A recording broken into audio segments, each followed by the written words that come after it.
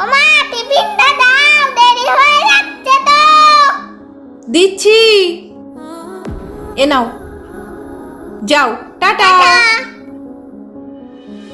ওমা জলটা তো দেওয়া হয়নি, জলটা আমাকে দাও। দিচ্ছি বাবা। টাটা। টাটা, ভালোভাবে পরীক্ষা দেবে, হ্যাঁ সোনা?